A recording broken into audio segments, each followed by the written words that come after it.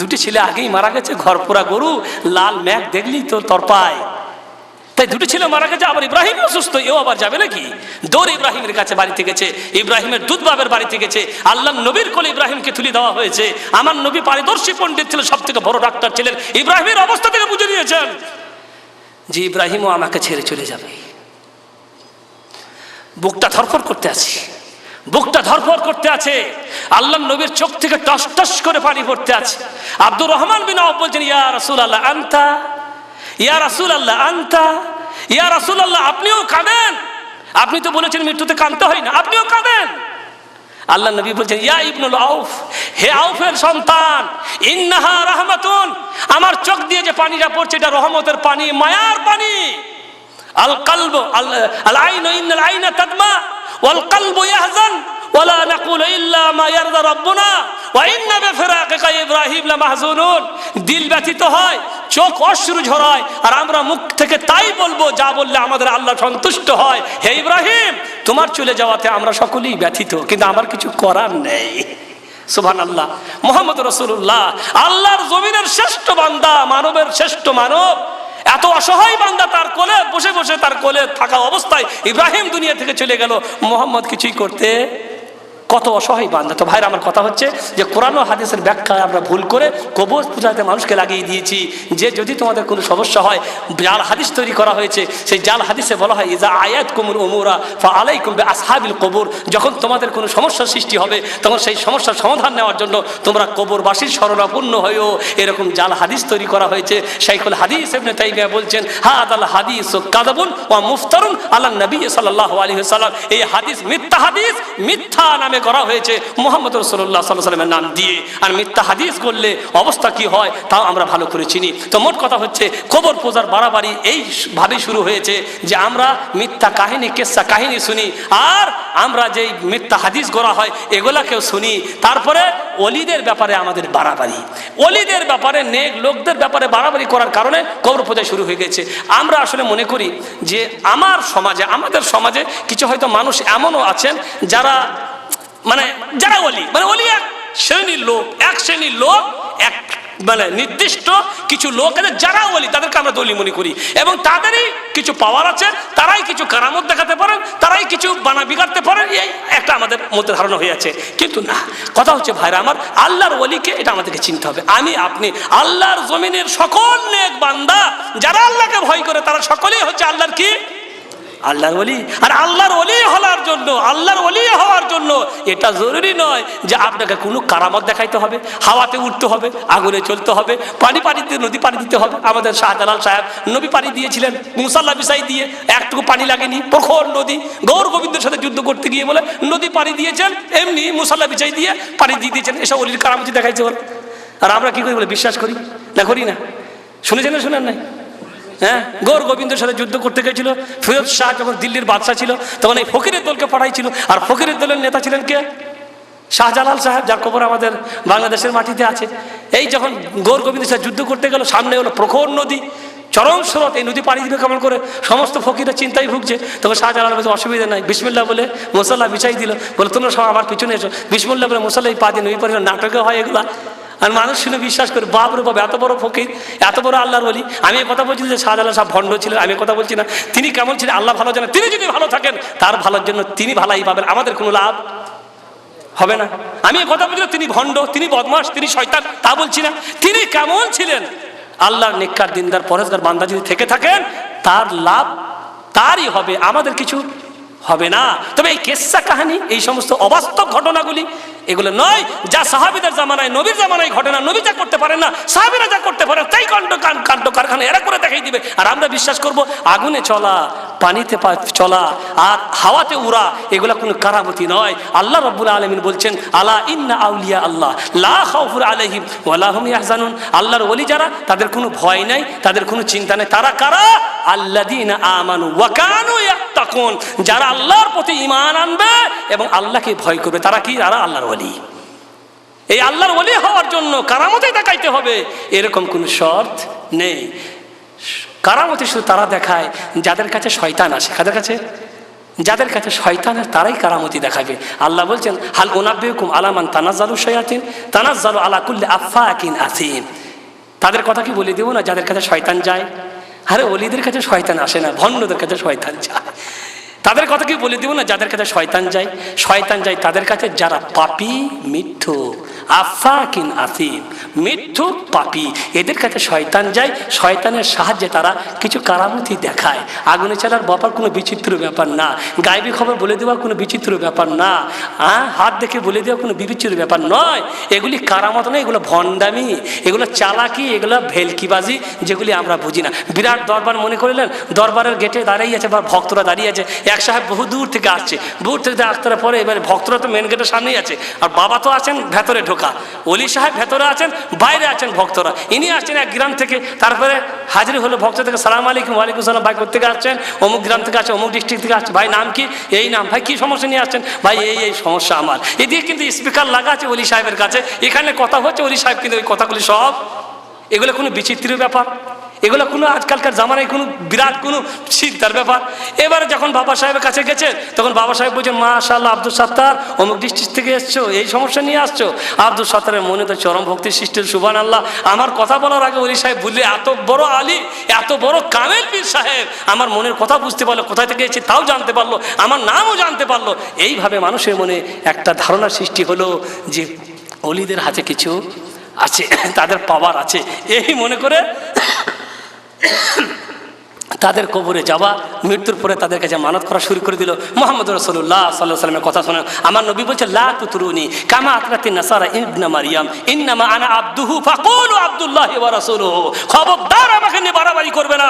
যেমন মরিয়মের পুত্র ঈসাকে নিয়ে খ্রিস্টানরা বাড়াবাড়ি করেছিল, আমাকে নিয়ে খবরদার ওরকম বাড়াবাড়ি করবে না। ইন্নামা আনা আবদুহু, আমি আল্লাহর একজন অসহায় বান্দা।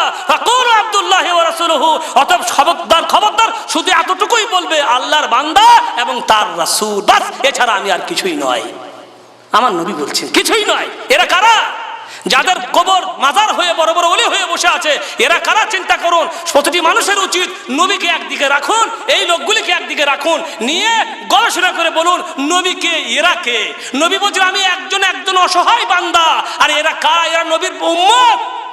এরা নবী নয়, কেউ নবী না, এরা সব নবীর উম্মত। এরা সাহাবীও না, এরা সব নবীর উম্মত। এরা ওলি হয়ে গেছে, এরা বলে সব কিছু করতে পারে। আল্লাহ নবী বলছেন আমি একজন আল্লাহর অসহায় বান্দা। ফাকুলু আব্দুল্লাহি ওয়া রাসূলুহু, এছাড়া আমি আর কিছুই না। খবরদার আমাকে নিয়ে বাড়াবাড়ি করবে না। কিন্তু সমস্যা হয়ে গেছে। আজকে বলুন হযরত আদম থেকে নিয়ে মুহাম্মদ রাসূলুল্লাহ সাল্লাল্লাহু আলাইহি ওয়াসাল্লাম পর্যন্ত কত নবী দুনিয়াতে আসছিলেন, তাদের কবরগুলি কোথায় আছে বলুন তো? কেউ জানে?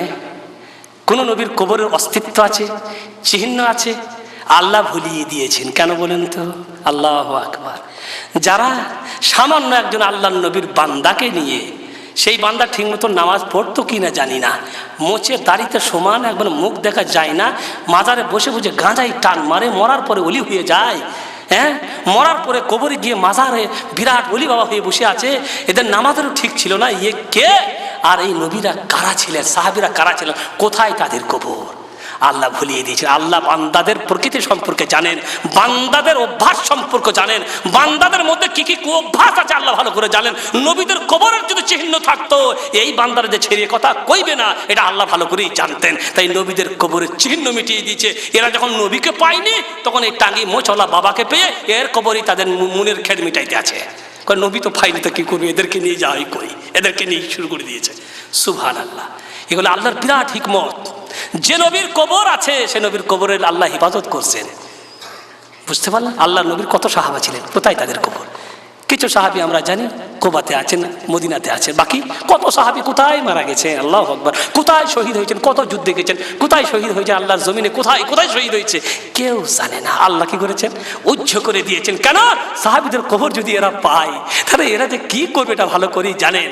মক্কাতে একটি গাছ ছিল, বুঝতে পারলেন, যে গাছের নিচে বসে মুহাম্মদ রাসূলুল্লাহ সাল্লাল্লাহু আলাইহি সাল্লাম বাইতুর রিজওয়ান সাহাবীদের সাথে বায়াত গ্রহণ করেছিলেন উসমানের খুনের বদলা নেওয়ার জন্য। সেই গাছটা সম্পর্কে বলা হয়েছে, একজন সাহাবী মুসাইয়্যিব তিনি বলছেন যে 2 বছরের পরে এই গাছের আর চিহ্ন দেখা যায়নি, আল্লাহ মিটিয়ে দিয়েছিলেন। কেন? কারণ মানুষ যদি ওই গাছটা এখন পেত, তা বলতো আল্লাহু আকবার, এই সেই গাছ যে গাছের নিচে আমার নবী বসে বসে বায়াত গ্রহণ করেছিল, এই গাছ, গ্যাস আর কর। না করতো না? এর থেকে পাওয়ারফুল গাছ আর কোথাও হয়? যে গাছের নিচে আমার নবী বায়াত করেছেন, কিন্তু আল্লাহর নবী ওই গাছের নিচে বায়াত করেছিল এই মনে করে যে গাছটার খুব বরকত আছে। একটা গাছ ছিল ছায়ায় বসে তিনি বায়াত গ্রহণ করেছিলেন, কিন্তু যেহেতু মুসিবত হতে পারে, যেহেতু মানুষ এটার পুজো শুরু করতে পারে, মহান আল্লাহ রাব্বুল আলামিন তার কৌশলে সেই গাছের চিহ্ন মিটিয়ে দিয়ে দিয়েছে। মানুষের অভ্যাস মহান আল্লাহ রাব্বুল আলামিন খুব ভালো করেই জানেন। আজকে সমাজের দিকে আপনি তাকিয়ে দেখেন, আমাদের সমাজের দিকে তাকিয়ে দেখবেন আমরা আর আমাদের পাশাপাশি হিন্দু মুসলিমরা এদের মধ্যে কোনোই ব্যবধান নাই। তৌহিদের এই চিরসেবক ভুলে গেছি আর সে তকবীর দুর্গা নামের কাছাকাছি ওই দরগায় গিয়ে লুটাই শির। বুঝতে পারলেন? ওদের দুর্গার আমাদের দরগা, পার্থক্য আছে। দুর্গা দরগা, ওদের যেমন রামনারায়ণ, ওদের তেমন মানিক পীর। কোথায় আমাদের পার্থক্য? ওদের রাম, ওদের নারায়ণ, আমাদের তো মানিক পীর। পীরের তো ছড়াছড়ি। ওদের কলাই ও দইয়ের সাথে মিশে গেছে মোদের ক্ষীর, সবে বরাতের ক্ষীর, এইসব পিঠে। ওরা যেমন কলা দই বিভিন্ন পূজাতে করে, আমাদেরও খুব কি বলে আপনার কলা, আর আমাদেরও আছে কি সবে বরাতের পরোটা। পার্থক্য কোথায় ভাইরা আমার? হিন্দুরা মন্দিরে গিয়ে প্রণাম করে, মন্দিরে রাখা মূর্তির সম্মানে দাঁড়িয়ে প্রণাম করে।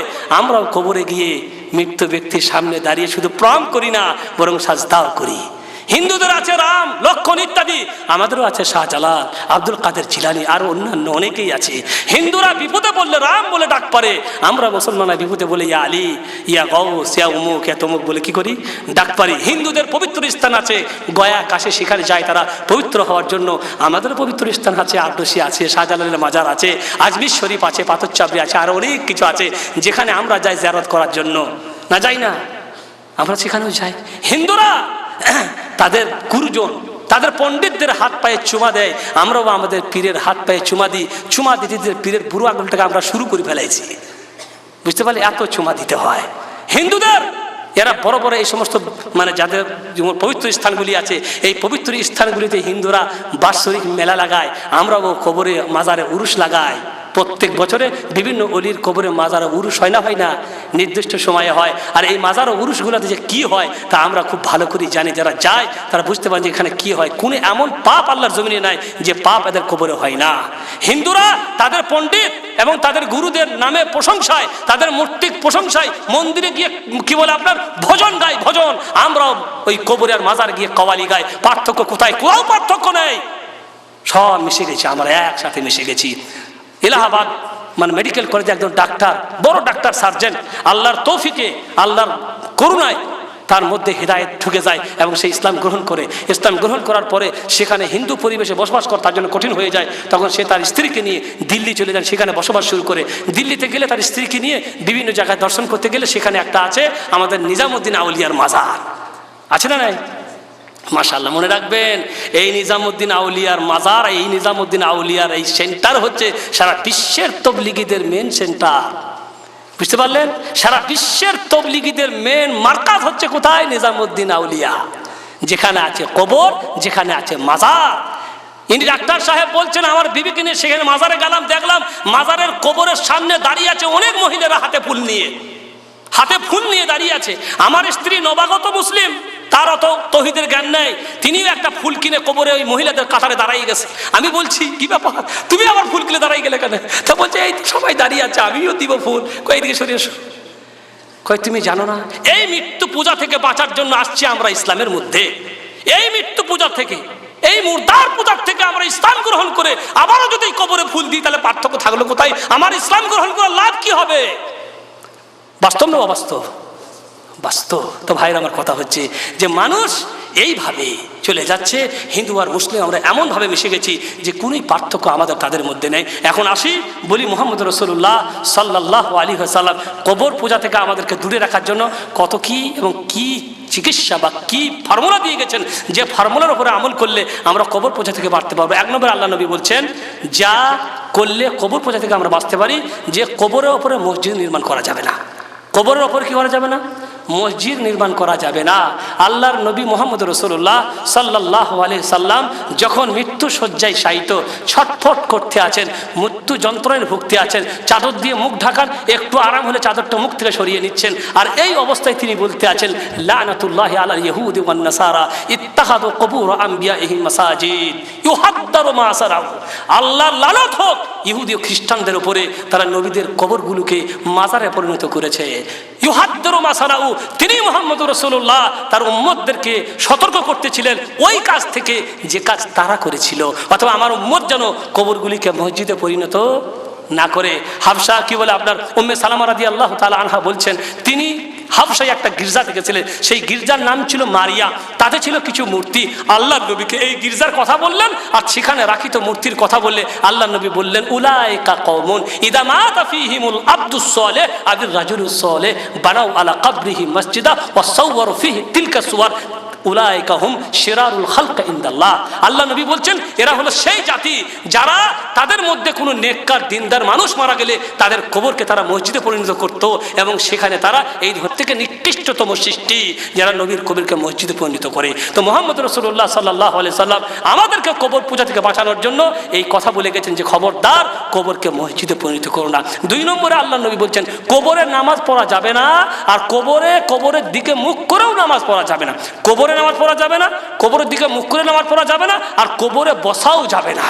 আল্লাহ নবী বলছেন যে কি বলে আপনার লা তাজলিসু আলাল কবুর, খবরদার কবরে বসবে না, ওয়ালা তুসাল্লু ইলাইহা, আর কবরের দিকে মুখ করে নামাজও পড়বে না। কবরে বসাও নিষেধ, কবরের দিকে মুখ করে নামাজ পড়াও নিষেধ। বসা নিষেধ কেন? কবরবাসীর সম্মানার্থে, কবরের সম্মান করতে হয়, কবরকে দলিত মথিত করতে হয় না, কবরের হেফাজত করতে হয়, কিন্তু কবরের পূজা করতে হয় না। কবরের বসার ব্যাপারে আল্লাহ নবী আরো নিষেধ করে বলছেন লা ইয়াজলিসা আহাদুকুম আলা জামরাতিন ফাতুহরাকা সায়াবাহু হাত্তা তাখলুসা ইলা জিলদিহি খায়রুল লাহু মিন আন ইয়াজলিসা আলা কবরিন। কোন মানুষ যদি আগুনের আগারের উপরে বসে, যে আগুন তার কাপড় পুরে চামড়া শুদ্ধ জ্বালিয়ে দিবে, এটা তার জন্য ভালো কবরে বসার থেকে। অতএব কবরে বসে নিষেধ করেছেন। অনুরূপভাবে আল্লাহ রাসূল সাল্লাল্লাহু আলাইহি ওয়াসাল্লাম বলছেন ইজআলু মিন সালাতিকুম ইজআলু ফি বুয়ুতিকুম মিন সালাতিকুম ওয়ালা তাজআলুহা কবুরা। তোমরা তোমাদের নামাজের কিছু অংশ বাড়ির জন্য রেখে নাও, বাড়িতে পড়ো, এবং বাড়িটাকে কবরস্থান বানিয়ে দিও না। কেন? কবরের নামাজ হয় না। বাড়িতেও যদি কেউ নামাজ না পড়ি তাহলে বাড়িটাও কবর হয়ে যায়। ওই জন্য বলা হয়েছে সুন্নত নফল নামাজগুলি বাড়িতে পড়াই কি উত্তম। তো কবর থেকে বাঁচানোর জন্য এরকম নিষেধাজ্ঞা জারি করেছেন। অনুরূপভাবে আল্লাহ নবী বলছেন যে কবর গাকে ঈদগাহ বানাইও না, মানে উৎসবের স্থল বানিয়ে দিও না। কবর কোনো উৎসবের স্থল নয়, কবর শুধু কবরবাসীদের মারা যাবার পরে তোমাদের করণীয় কিছুই না।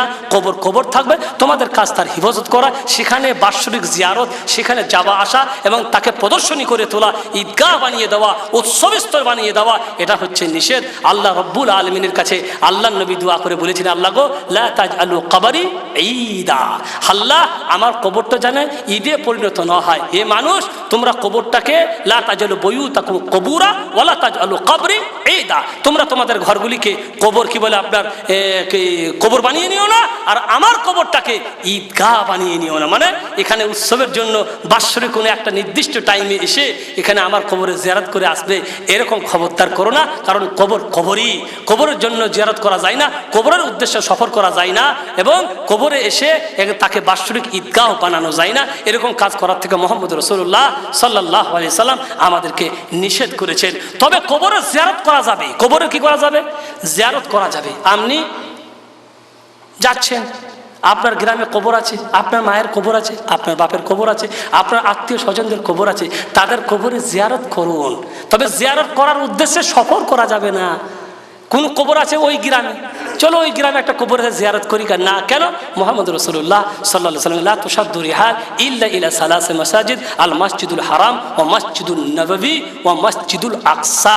আল্লাহ নবী বলছেন জিয়ারত করার উদ্দেশ্যে কোনো জায়গাতে সফর করা যাবে না 3টি মসজিদ ছাড়া, মসজিদে হারাম, মক্কার মসজিদ, মসজিদে নববী আল্লাহ নবীর মসজিদ, এটা মদিনাতে আছে, আর মসজিদুল আকসা। অর্থাৎ কোনো মানুষ যদি বলে আমি আল্লাহর নবীর মসজিদে নামাজ পড়তে যাব, এর জন্য যদি সফর করে, আর এই সফর যে টাকা ব্যয় করে করে এই টাকা তার সৎ কাজেই যাবে, নেকি পাবে। কারণ সে মসজিদে নববীতে নামাজ পড়ার জন্য গেছিল। যে মসজিদে একবার নামাজ পড়লে 1000 নামাজের সওয়াব পাওয়া যায়, মসজিদে হারামে একবার নামাজ পড়লে 1,00,000 নামাজের কি পাওয়া যায়? সওয়াব পাওয়া যায়। আর মসজিদুল আকসাতে নামাজ পড়লে 500 নামাজের কি পাওয়া যায়? সওয়াব পাওয়া যায়। যেহেতু মসজিদের নামাজ পড়তে গেলে এই মসজিদগুলিতে নামাজ পড়লে সওয়াব বেশি পাওয়া যায়, অতএব এই মসজিদে নামাজ পড়ার উদ্দেশ্যে সফর করা যাবে, জিয়ারত করার উদ্দেশ্য না। কিন্তু যখন আপনি মদিনা শরীফ যাবেন নামাজ পড়ার উদ্দেশ্যে নিয়ে, জিয়ারত করার উদ্দেশ্য নয়, তখন যেহেতু আপনি আল্লাহর নবীর মসজিদে পৌঁছে গেছেন আর সেখানে যেহেতু নবীর কবরে আছে, অতএব সেই নবীর কবরে গিয়ে জিয়ারত করুন, সেখানে গিয়ে আল্লাহর নবীর শানে দুরূদ পড়ুন, আসসালামু আলাইকা ইয়া রাসূলুল্লাহ। কিন্তু ওই জিয়ারতের উদ্দেশ্যে মসজিদে নববীতে যাওয়া যাবে না।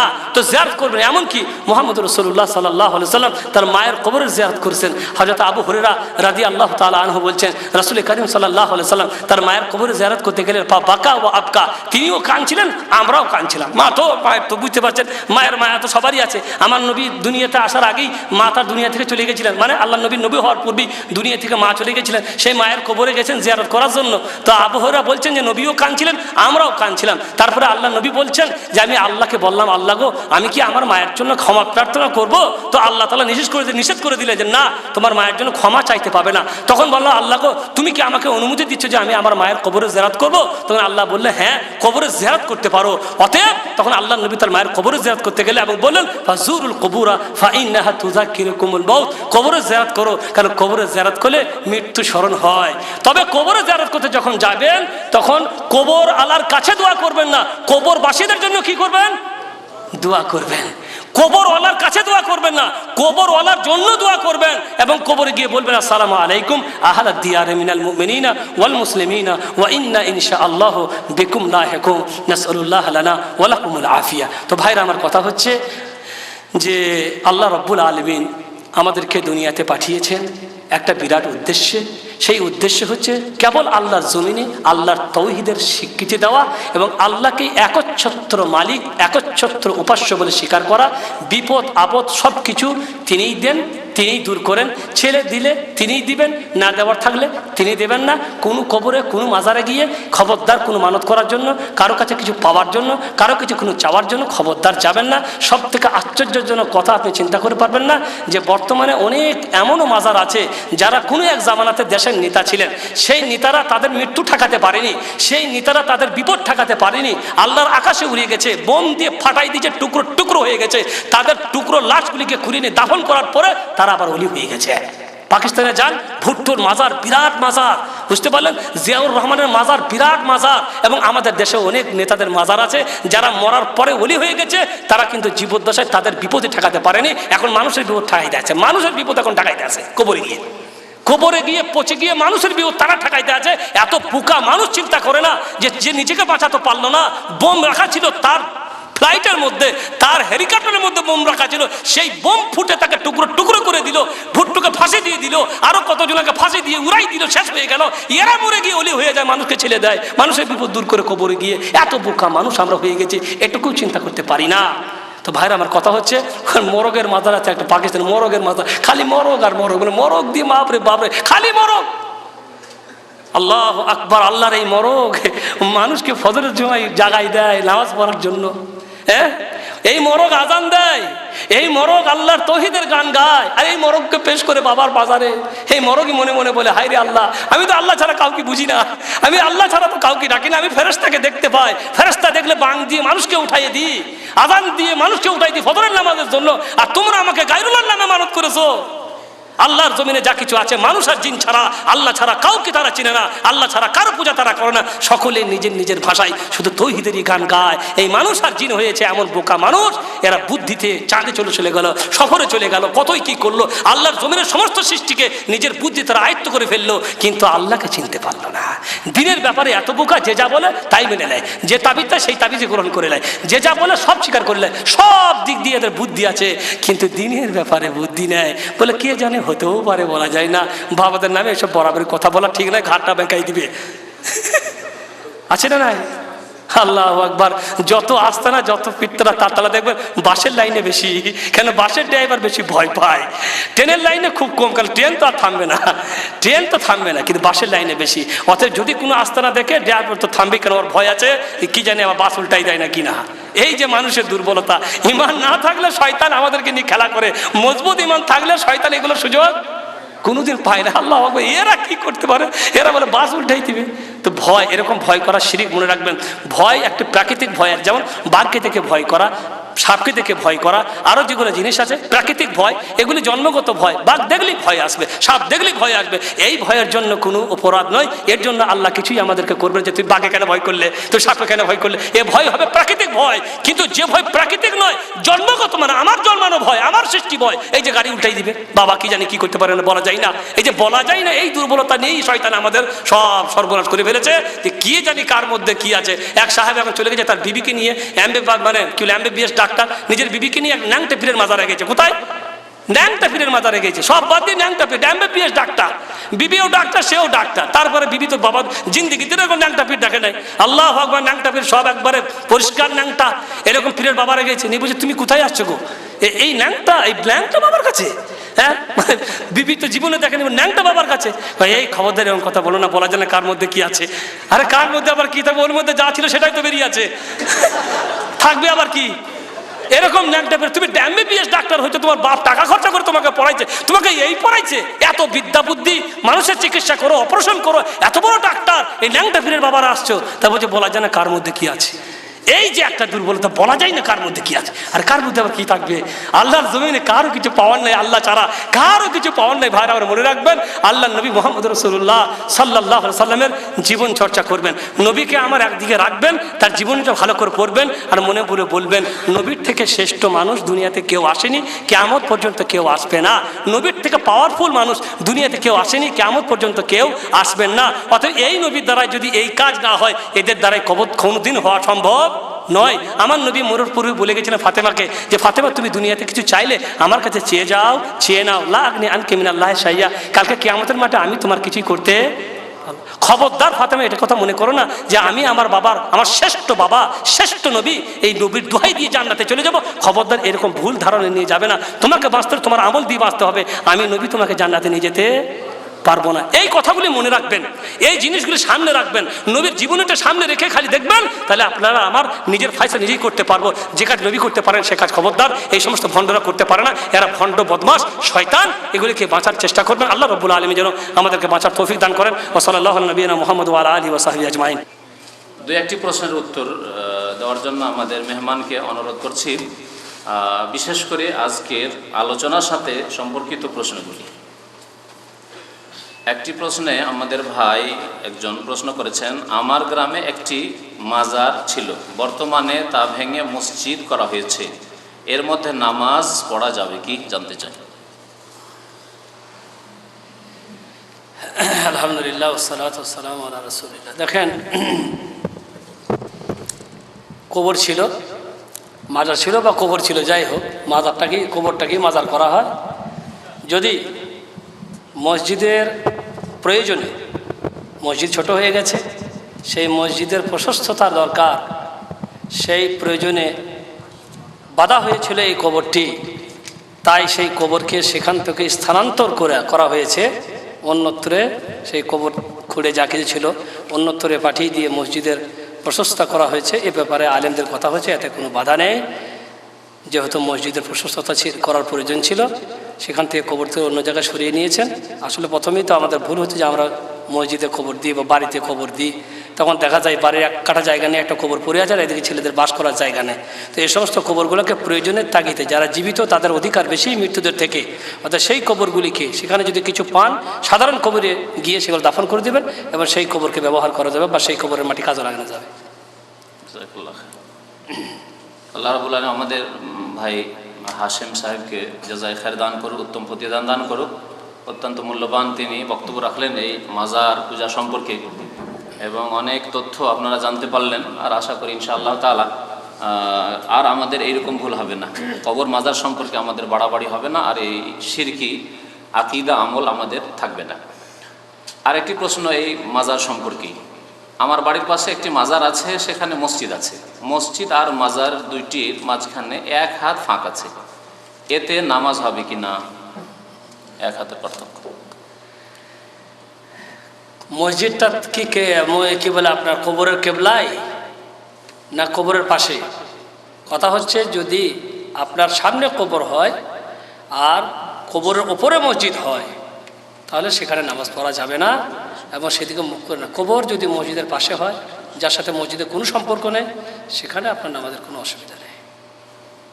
কবরের বাউন্ডারি থেকে আলাদা আছে, কবরের সাথে তার কোনো সম্পর্ক নেই, কবরের বাউন্ডারির ভিতরে নেই, এরকম মসজিদে নামাজ পড়াতে আপনার কোনো অসুবিধা নেই।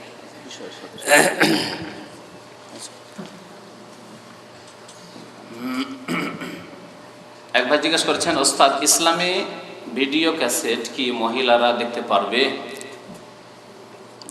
কেমন ভিডিও ক্যাসেট? যদি ইসলামী ভিডিও ক্যাসেট মানে আলোচনা ইসলামী আলোচনা হয়, এটা একটা ওসিলা, এটা একটা কি ওসিলা, দাওয়াতের ওসিলার মধ্যে এগুলোকে গণ্য করা হয়েছে। দাওয়াতি ওসিলার মধ্যে বর্তমান জামানায় ক্যাসেট, ভিডিও, সিডি। তো এই দাওয়াতি ওসিলার মাধ্যমে যেহেতু এগুলো ওসিলা, সেগুলিকে দেখে বা সেগুলি শুনে যদি উপকৃত হওয়া যায় বা তাতে যদি মহিলাদের লাভ হয়, তো আমার মনে হয় যে কোনো অসুবিধার কথা নেই। বাকি শেখ জানেন। এই ক্ষেত্রে আমার ভাই যে জবাব দিলেন, জবাব ঠিক আছে, তবে একটি কথা আরও সংযোজন করছি, তা হচ্ছে এই যে মহিলাদেরকে পর্দা করতে বলা হয়েছে, কারণ তাদেরকে পুরুষদের জন্য দেখা হারাম, তাই না?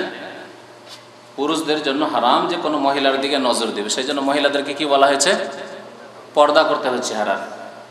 কিন্তু মহিলাদেরকে এই আদেশ করা হয়নি যে তোমরা দেখতে পারবে না। যদি এরকম দেখা হারাম হতো তাদের জন্য পুরুষদের দিকে একেবারেই দেখা হারাম হতো, তাহলে পুরুষদেরকেও বলা হতো তোমরাও চেহারা ঢাকো, না হলে তোমাদেরকে মহিলারা দেখিয়ে নিবে। বুঝতে পারছেন না? পারছেন না? তাহলে বোঝা গেল যে রাস্তাঘাটে যখন পুরুষদের দিকে মহিলা বোরখা পরে আছে কিন্তু সেই পর্দা দিয়ে পুরুষদের দিকে চেহারা পড়ছে, নজর পড়ছে, দেখছে, এটা যখন জায়েজ, তাহলে ভিডিওতে যদি কারো ছবি আসে, কোনো বক্তার, কোনো আলেমের, আর দিনের কথা এর মাধ্যমে শেখে, তো শরীয়তে আপত্তিকর নয়, যেখানে উদ্দেশ্য সৎ। কিন্তু রাস্তাঘাটেও যদি কোনো মহিলা বদনজরে দেখে, খারাপ নজরে কোনো পুরুষের দিকে দেখে, তো না জায়েজ, কারণ তার নিয়ত খারাপ, সেই জন্য। ওই রকমই খারাপ নিয়তে যদি কোনো আলেমের দিকেও দেখে, তো না জায়েজ। কিন্তু ভালো নিয়তে যে তার কাছ থেকে দিন শিখবে এই উদ্দেশ্য দেখে, তো অবশ্যই সেটি শরীয়ত সম্মত এবং বরং এটি নেকির কাজ, কারণ সে সরাসরি দিনের কথা ভালোভাবে শিখতে চায়। যেভাবে আকর্ষণটা হবে সামনে শুনে, সে আকর্ষণটা হয়তো চোখের আড়াল থেকে হবে না। জি,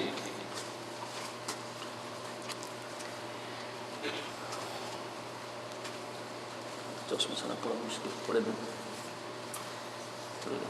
চশমা নিয়ে আসতে ভুলে গেছি, পড়ে।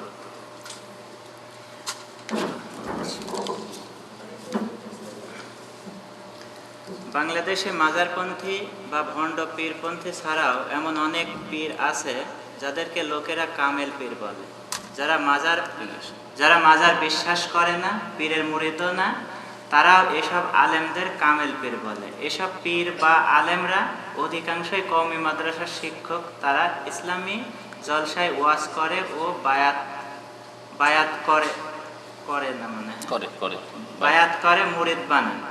তাদের সম্বন্ধে ধারণা কি করব? বুঝতে পেরেছেন আশা করি?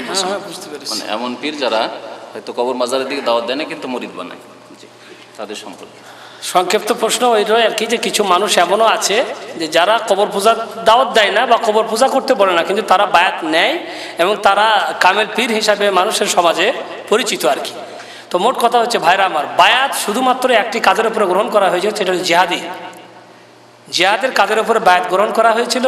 এরকম জিহাদি পরিস্থিতি যদি সৃষ্টি হয়, যদি প্রয়োজন হয় জিহাদি শরুত মোতাবেক, আর এরকম ক্ষেত্রে যদি আমাদের কাছ থেকে কোনো একজন নির্বাচিত নেতা, যাদেরকে আমরা নির্বাচন করবো আমির হিসাবে, সে যখন আমাদের কাছ থেকে বায়াত গ্রহণ করবে নিজের শরীয়ত বা দ্বীনের হেফাজতের জন্য জিহাদ করার উপরে, তারই উপর শুধু বায়াত হবে। বাকি এইসব বায়াত আর কোনো রকমের বায়াত নয়। বাকি থাকলো এইসব কামেল পীর আর মানে আধা কামেল পীর আর অমুক পীর আর তমুক পীর, এই সমস্ত জিনিসের ইসলামের কোনো অস্তিত্ব নেই। ইসলামে এগুলির কোনো অস্তিত্ব নাই। ভালো যদি কোনো মানুষ হয় তার জন্য সেই ভালাইটা তারই হবে, একে দিয়ে আমাদের কোনো লাভ হবে না। তো মোট কথা, যদি কেউ নিজেকে পীর মনে করে তো জানতে হবে যে নিজেকে পীর ভাবা মানেই হচ্ছে সেই ভণ্ড, কারণ পীর কেউ নেই। আল্লাহ রসুল সাল্লাল্লাহু আলাইহি সাল্লাম বড় পীর দুনিয়াতে আসছিলেন, তিনিই হচ্ছেন আমাদের 1 নম্বর স্মরণীয়। তারই স্মরণের বা তারই অনুসরণের মধ্যে আছে আমাদের মুক্তি, এছাড়া মুক্তি দাতা আর কেউ নেই। আর এই ভাই প্রশ্ন করেছেন যে একজন বলছেন নবীর কবর পাকা এবং উঁচু দেখা যায়, এই কথা নিয়ে আমার সাথে কথা কাটাকাটি হয়েছে কোনো ব্যক্তির। জি, আসলে কি নবীর কবর পাকা উঁচু? যাই হোক, আমার প্রোগ্রামের মধ্যে একটি কথা, অনেক সময় অনেক কথা ছুটে যায় আর কি, তাতে একটি কথা এও ছিল যে আল্লাহ রসুল সাল্লাল্লাহু আলাইহি সাল্লাম হযরত আলীকে পাঠিয়েছিলেন যে যত উঁচু কবর আছে সব একেবারে সমান করে দাও, আর যত মূর্তি আছে যা মূর্তি আমার সামনে পড়বে সব ভেঙে চুরমার করে দেবে। তো রসুল সাল্লাল্লাহু আলাইহি সাল্লাম আলীকে পাঠিয়েছিলেন। আলী আবার একজন সাহাবী হাইয়াদ বিন আসাদ আল কি বলে আপনার আবুল হাইয়াজ আল আসাদিকে পাঠিয়েছিলেন, যাও ওই কাজে যে কাজে আমাকে নবী পাঠিয়েছিলেন তোমাকে আমি সে কাজে পাঠাচ্ছি। কাজটা কি? যত উঁচু কবর আছে সব সমান করে দিবে, আর যে কোনো প্রতিমা পাবে তা ভেঙে চুরমার করে দিবে। অতএব কবর উঁচু রাখা যাবে না, এক বিদ্যা দেড় বিদ্যা থেকে বেশি। আল্লাহর নবীর কবর পাকাও না উঁচুও না। জীবনে কেউ দেখেনি, যে বলে দেখেছে সে ভুল। 4 বছরের জীবনে উনিও ছিলেন, আমিও ছিলাম, জীবনে আল্লাহ নবীর কবর দেখতে পাইনি, ওই ফুটাটাই দেখতে পেয়েছি, মনে করে নিয়েছি এই দিকেই আছে, বাস। বুঝতে পারলেন? তার বাস্তব রূপ সেই কবরের ঢাঁচা কেউ দেখেনি আমরা, অতএব দেখা যায় না, অন্ধকার। অতএব ও যে যদি কেউ বলেছে তর্ক করেছে ভুল, সে নবীর কবরও দেখেনি, আর নবীর কবর উঁচুও না। কেমন আছে আল্লাহ ভালো জানেন, যেমন মাটি হয়েছিল ওই রকমই আছে সেখানে, বা তার সাথে কিছুই করা হয়নি। হুজরাটাকে কবর থেকে, এই মসজিদ থেকে আলাদা করেছিল। এটাও কথা বলে দিই যে অনেকের মাঝে এরকমও সন্দেহ আছে যে আমরা আল্লাহ নবী যে বলে মসজিদে কবর দেওয়া যায় না বা কবরে নামাজ পড়া যায় না, অথচ নবীর কবর তো মসজিদে, মসজিদ নবীর ভেতর ঢুকেছে না এখন। কিন্তু মনে রাখবেন যে আল্লাহর নবীর কবর মূল যেটা, সেটা কি? আল্লাহর নবীর কবর আয়েশার বাড়িতে হয়েছে, মসজিদে না। কোথায় হয়েছে? আয়েশার বাড়িতে। আয়েশা বলছেন যে আল্লাহর নবী ওই দিনেই আল্লাহ তাআলা তাকে তুলিলেন দুনিয়া থেকে, যেদিনে তিনি আমার বাড়িতে ছিলেন। কাবাদাহুল্লাহ বাইনা সাহারি ওয়ান নাহারি ওয়া দুফিনা ফি বাইতি। নবীকে তুলিলেন আল্লাহ রাব্বুল আলামিন আমার বক্ষে, আমার সিনার মাঝে মাথা দিয়ে, এবং দুফিনা ফি বাইতি, এবং তাকে দাফন করা হলো আমার বাড়ির মধ্যে। অতএব নবীর কবর হয়েছে আয়েশার বাড়িতে, মসজিদে না। মসজিদের প্রশস্ততার প্রয়োজন হলে দেওয়াল বেড়ে গেছে, কিন্তু বাড়িই আছে, ওই জায়গা ওই রকমই আছে, তার সাথে কোনো কিছুই করা হয়নি। অতএব আল্লাহ নবীর কবর পাকাও না উঁচুও না। যারা বলে এটা ভুল কথা বলে, এবং এটা তাদের বদমাশি।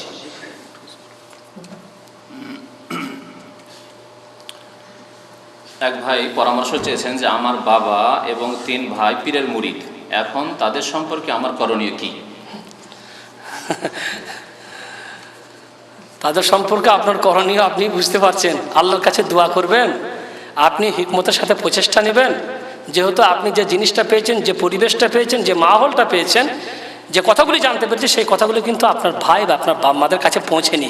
তারা তাদের কথা নিয়ে আছে, তারা তাদের সমাজ নিয়ে আছে, তারা সেই জিনিসটাকে ভালো মনে করছে। তাদের কাছে আপনার জানা জিনিসগুলি হিকমতের সাথে পেশ করতে হবে, তাদেরকে বোঝাবার চেষ্টা করতে হবে, আল্লাহর কাছে দোয়া করতে হবে। আল্লাহ চাইলে আপনার দ্বারাই আপনার ভাই বোন এবং আপনার গ্রাম সংশোধন হয়ে যেতে পারে। আল্লাহর কাছে তৌফিক কামনা করে তাদেরকে বাঁচাবার চেষ্টা করবে, এটা হচ্ছে আপনার দায়িত্ব। যদি আপনার প্রচেষ্টা আপনি সফল হন, ভাবে নেমা আল্লাহর কাছে আপনি সওয়াব পাবেন, আর যদি আপনি প্রচেষ্টায় সফল নাও হন, আপনি সওয়াব পাবেন, তারা হয়তো বঞ্চিত হবে। এক ভাই প্রশ্ন করেছেন আমাদের হাশেম ভাইয়ের বক্তব্যের ওপর যে আদম আলাইহিস সালাম থেকে শুরু করে কোনো নবীর আলাইহিস সালামের কবর চিহ্ন নেই, কিন্তু আমাদের নবী সাল্লাল্লাহু আলাইহি সাল্লামের কবরের চিহ্ন মদিনায় থাকার কারণ কি? তবে আপনি একটি কথা হয়তো শুনতেও ভুল করেছিলেন। আমি বলেছিলাম আল্লাহর নবীর একেবারে কোনো নবীর কবরের চিহ্ন নাই, যার কবর আছে তার হিফাজত করেছেন আল্লাহ। আর বুঝতে পারছিলেন না? পারেনি। আর যার কবর আছে, তার মানে যার চিহ্ন আছে, তার আল্লাহ কি করেছেন? তা আমার নবীর কবর আছেন, আল্লাহ কি করেছেন? হেফাজত করেছেন। কেমন হেফাজত করছেন? সেখানে বাড়াবাড়ি করতে গেলে পুলিশের ডান্ডা খেতে হয়। আল্লাহ হেফাজত করেছেন না করেননি? এখন এই কবর যদি আমাদের হাতে দিত, আল্লাহু আকবার, নবীর কবর যদি পাইতাম, তা আল্লাহ তাহলে এমন লোকের কবর, এমন লোকের হাতে নবীর কবর দিয়েছেন যারা পাক্কা তাওহীদবাদী। এখানে বাড়াবাড়ি চলবে না। তা আমি বলেছিলাম যে কোনো নবীর কবরের চিহ্ন নাই, যদি কারো আছে তার আল্লাহ হেফাজত করছেন।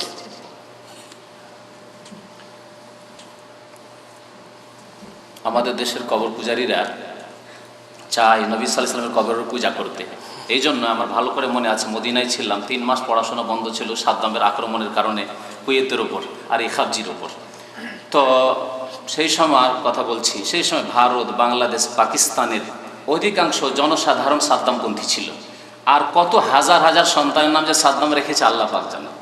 আমার এক খালাতো ভাই, সে নিজের ছেলের নাম সাদ্দাম রেখেছে। দেশে ছুটি গেলাম, ছেলের নাম কি রেখেছে? ওই সাদ্দাম। তো আস্তাগফিরুল্লাহ, চেঞ্জ করে এখন কেন? সাদ্দাম তো বীর পুরুষ, দেখছি দোয়া করছে, মোনাজাত করছে। হ্যাঁ, কমিউনিস্ট বাস পার্টির নেতা বুঝি দোয়া করছে, মোনাজাত করছে, সে মুজাহিদ, বীর পুরুষ। আমার ছেলে এরকম বীর মুজাহিদ হবে, বুঝতে পারছেন? তো কবর পূজারীরা সাদ্দামপন্থী কেন? এই জন্য যে আব্দুল কাদের জেলানির যেইভাবে পূজা করছে সারা বিশ্বের মুশরিক কবর পূজারীরা ইরাকে, সেইভাবেই তারা চেয়েছিল যে সৌদি আরবরা যদি সাদ্দাম দখল করে নেয় তো আমাদের কাজ হয়ে যাবে, আমরাও নবী সাল্লাল্লাহু আলাইহি সাল্লামের পূজা করতে পারবো। কথা বুঝতে পেরেছেন? তো আল্লাহ রাব্বুল আলামিন নবী সাল্লাল্লাহু আলাইহি সাল্লামের কবর হেফাজত করেছেন। এক যুগে কবর পূজারীরা চেষ্টা করেছে এবং নবী সাল্লাল্লাহু আলাইহি সাল্লামের কবরের তারা তওয়াফ করতো, সেই হুজরার তওয়াফ করতো তুর্কিদের আমলে, এই ইতিহাসও ছিল।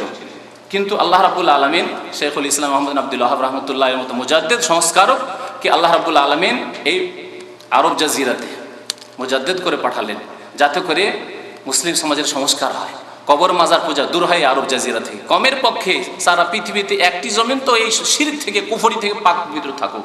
আল্লাহ পাক পাক করেছেন, না হলে ওই অবস্থায় হয়তো যে অবস্থা ভারত, পাকিস্তান, বাংলাদেশে আছে। জি, আল্লাহ।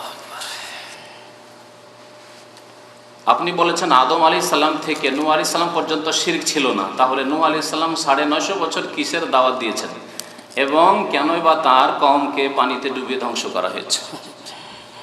আল্লাহ বলেছেন ভাই যে তার কওমকে কেন ধ্বংস করা হয়েছে? হযরত নূহ নিজেই বলেছে, আল্লাহ গো, রাত দিন ডাকি, যত ডাকি তত পালাই, যত ডাকি তত পালায়। আর আমার কথা বা কোরআনের কথা বা তোমার কথা না শোনার জন্য কানে আগুন দিয়ে রাখে। তো এই তো তাদের অবস্থা ছিল। তো কোরআনেই বর্ণিত হয়েছে যে আমি ডাকলে ওরা শুধু পালিয়েই যায়, লাভ কিছু হয় না। আর ধ্বংস করার কথা বলছে, আল্লাহ কেন ধ্বংস করেছিল জানাই আছে। আল্লাহ বলছেন, কুল সিরু ফিল আরদ ফানজুরু কাইফা কানা আকিবাতুল লাযিনা মিন ক্বাবল কানা আকসারুহুম মুশরিকিন। হে মানুষ, আল্লাহর জমিনে ঘুরে ফিরে দেখো যে তোমাদের পূর্বেকার জাতিদেরকে কেন ধ্বংস করা হয়েছে। কেন? আকসারুহুমুল মুশরিকিন, তাদেরকে ধ্বংস করা হয়েছে এই কারণে যে তাদের অধিকাংশই ছিল মুশরিক। তো শিরকের কারণে সবাইকে ধ্বংস করা হয়েছে, শিরকের কারণে কি করা হয়েছে? ধ্বংস করা হয়েছে।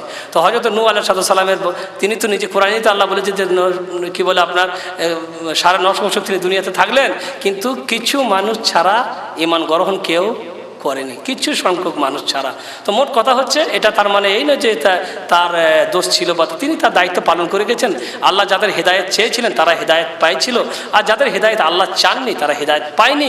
এর জন্য নবী দায়ী ছিলেন না, তবে শিরিক ছিল, আর সেই শিরিকের কারণেই তাদেরকে কি করা হয়েছিল? ধ্বংস করা হয়েছিল। নূহ আলাইহিস সালামের জামানা পর্যন্ত বলার উদ্দেশ্য হচ্ছে নূহ আলাইহিস সালামের পূর্ব জামানা পর্যন্ত, নূহ আলাইহিস সালামের পূর্ব জামানা পর্যন্ত, আগে আদম আলাইহিস সালাম থেকে নিয়ে মাঝখানে কোনো শিরক ছিল না, কিন্তু নূহ আলাইহিস সালামের যুগের লোকেরা শিরক করা শুরু করেছিল। তখন আল্লাহ রাব্বুল নূহ আলাইহিস সালামকে তাদের দাওয়াতের জন্য প্রেরণ করেছিলেন রাসূল করে। আর ভলান্টিয়ার ভাইরা খাবার দিয়ে দেন, খাবার দিয়ে দেন। এখন নামাজের একামত হইতে আরও আধা ঘন্টা আছে, সুতরাং খাবার এখনই দিয়ে দেন, ভালো হবে। খাবার না খেয়ে গেলে আবার আসর পরে এসে অনেক লেট হয়ে যাবে।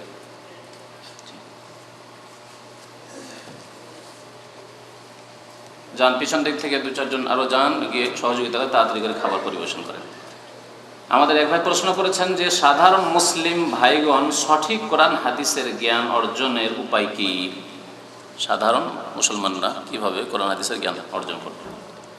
ভাই এখন তো আল্লাহর রহমতে, আল্লাহর দয়ায় সাধারণ মুসলিম বা সাধারণ মানুষের জন্য এই যে জালিয়াত বা বিভিন্ন শহরে ইসলামিক সেন্টারের যে প্রতিষ্ঠা করেছেন এখানকার আহলেল মানে খায়ের ভালো মানুষগুলো, এগুলি তো আমাদের জন্যই করেছে। তো আপনার শিক্ষার ব্যবস্থা তো আলহামদুলিল্লাহ এখন ভালোই রয়েছে। আপনি চেষ্টা করলে এই ইসলামিক সেন্টারগুলোতে এসে এখানে বাংলায় আপনার জন্য বই, আপনার জন্য ক্যাসেট এবং আপনার জন্য শেখ, আপনার জন্যই তাকে রাখা হয়েছে। আমাদেরকে রাখা হয়েছে আপনাদের জন্য। আপনারা না থাকলে আমাদেরও কোনো অস্তিত্ব থাকবে না এখানে। আপনারা আছেন, আমরা আছি, আপনাদের প্রয়োজনে আমরা আছি। তো এখন আলহামদুলিল্লাহ বাংলাতে সমস্ত কিতাবের তর্জমা হয়েছে। আপনি হাদিসের কিতাবগুলি কিনুন, সহি হাদিসের কিতাবগুলি মোতালা করুন, শেখদের কাছে যেগুলো জটিল জিনিস আসবে তাদের কাছে জানার চেষ্টা করুন। দেখবেন আল্লাহর রহমতে আপনি অনেক কিছুই জেনে যাবেন। হয়তো আপনি যা জানবেন তো দেশের একজন কামেল পাস লোকে আলেমের কাছেও থাকবে না, কারণ ওর তো আসলটাই নাই তৌহিদ, যা শেখ আগেই বললেন। তৌহিদ যার মধ্যে নাই তার আবার আছে কি? তো আল্লাহর রহমতে শিক্ষার ব্যবস্থা হয়েছে আলহামদুলিল্লাহ। চেষ্টা করে মেহনত করুন, অফিসে আসুন, দেখবেন আপনারা অনেক কিছুই জেনে যাবেন।